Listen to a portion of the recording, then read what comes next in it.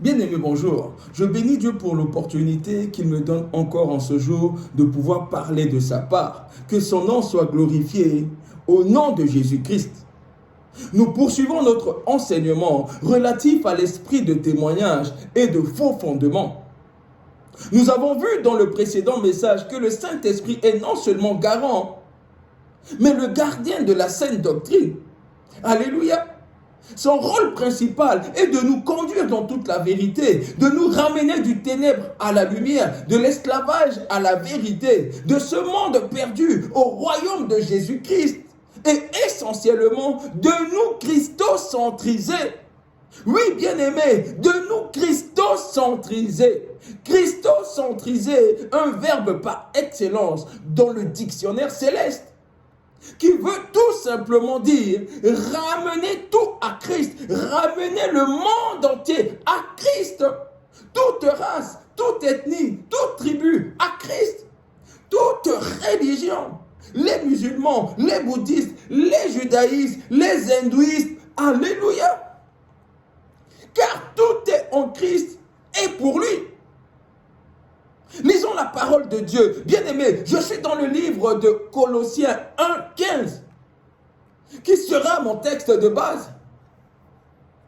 Colossiens 1:15 nous dit: le Fils est l'image du Dieu invisible, le premier de toute la création. Christ est le premier de toute la création, bien-aimé. En effet, c'est en lui que tout a été créé.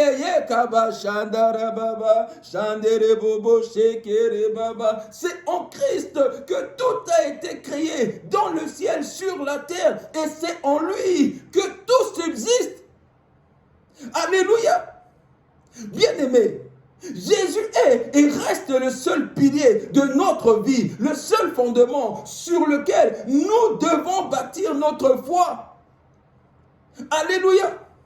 Acte 4:12 nous dit, je lis la parole au nom de Jésus-Christ: il n'y a de salut en aucun autre, car il n'y a sous le ciel aucun autre nom qui ait été donné parmi les hommes par lequel nous devons être sauvés, par lesquels les musulmans, les bouddhistes, les hindouistes peuvent être sauvés. Seul le nom de Jésus-Christ. Alléluia. Bien-aimés en Jésus-Christ, il n'existe aucune grande nation, aucune grande religion au monde qui ne fasse mention du nom de Jésus, Yeshua HaMashiach, notre Seigneur et Sauveur, dans leur livre sacré, et qui ne lui donne une place prépondérante. Oui, le nom de Jésus, sa vie, sa mission sont mentionnés dans tous les livres sacrés, sauf de différentes manières. Alléluia. Pour les uns, il est le Dieu incarné. Pour d'autres, le Fils, le prophète, sinon un imposteur, ce qui est totalement faux à la lumière de la parole de Dieu. Le bouddhisme, le judaïsme, l'islam, pour ne citer que ces trois grandes religions, ont parlé de Jésus-Christ. Voici, j'ai énuméré quelques points de différence. En commençant par le bouddhisme. Les bouddhistes reconnaissent la mort de Jésus à la croix pour le péché de toute l'humanité. Alléluia. Certes, ils reconnaissent la crucifixion et non la résurrection. Or, la résurrection et la crucifixion et la résurrection sont liées et sont inséparables. La résurrection est l'un des piliers de la foi chrétienne. Alléluia. Bien-aimés, on ne peut parler de la résurrection s'il n'y a eu mort, comme de la paix s'il n'y a pas eu de guerre. Alléluia. Bien-aimés, un second point de différence sur lequel je vais m'appuyer. Le bouddhisme nous parle de la zénitude. C'est quoi la zénitude, bien-aimés? La zénitude est une pratique physique qui consiste à ramener le calme, le silence et la paix à celui qui la pratique. Mais Jésus est source de silence, de sérénité et de paix. Alléluia. Allons donc directement à la source qui est Jésus. Ésaïe 9,6 nous dit, en effet, un enfant nous est né, un fils nous est donné, et la souveraineté reposera sur son épaule. On l'appellera merveilleux conseiller, Dieu tout-puissant, Père éternel et prince de paix. Oh, quelqu'un peut acclamer Jésus. Alléluia. Bien-aimé, ni un homme, ni une religion, ni une pratique ne peut te donner la paix que seul Jésus-Christ peut donner. Car il est la source de paix, une source qui ne tarit jamais. Et puisque c'est lui seul la source de paix, la source de vie, ramenons donc tous à la source qui est Jésus-Christ. C'est pourquoi Christocentrisons-nous. Christocentrisons-nous.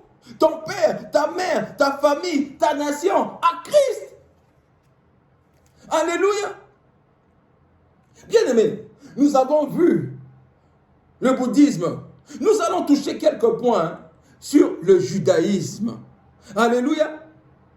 Le judaïsme est la religion des Juifs. Et leurs doctrines sont basées sur la loi mosaïque, Moïse, et les traditions juives. Ils croient en un seul Dieu, Yahweh, notre Dieu, tout en rejetant le Fils Jésus. Mais cela par défaut de la révélation, car tout est question de révélation, bien-aimé. Ma Bible me dit en Jean 5, 23, celui qui n'honore pas le Fils n'honore pas le Père qui l'a envoyé. Alléluia. Bien-aimé, le peuple juif attendait l'accomplissement d'une promesse que Dieu enverrait un Messie pour délivrer son peuple de la servitude de l'occupant romain. Les Juifs attendaient donc avec impatience un Messie, chef de guerre du type roi David, combattant avec des cavaliers et des chars de guerre. Mais au lieu de cela, Jésus est venu en prince de paix et sa force se trouvait dans l'amour, dans l'humilité, dans la compassion et au-delà de tout, donnant sa vie par la mort de la croix. Alléluia. Bien-aimés, nos frères juifs jusqu'aujourd'hui attendent le Messie guerrier. En réalité, il était déjà venu en la personne de Jésus-Christ. C'est pourquoi nous avons le devoir aujourd'hui de ramener nos frères juifs, de les christocentriser. Alléluia. Peuple de Dieu, le temps me manque de parler de l'islam et du catholicisme en profondeur. Mais permettez-moi de vous donner une idée. Voici quelques points que je vais souligner concernant l'islam. Alléluia. Bien-aimé, le prophète Mahomet a souvent mentionné le nom de Jésus. Et d'ailleurs, le nom de Jésus, notre Seigneur et Sauveur, est plus mentionné dans le Coran que le nom du prophète de l'islam, Mahomet lui-même. N'est-ce pas un mystère? Bien-aimé, par comparaison au bouddhisme, le Coran reconnaît que Jésus qu'ils appellent communément Issa est le Messie, Al-Mashiach, qui veut tout simplement dire le sauveur du monde. Ils reconnaissent qu'il viendra, qu'il sera mort, sera ressuscité, et c'est lui qui jugera le monde entier. Et j'ajoute, y compris le prophète de l'islam Mahomet, qui fait partie des pécheurs.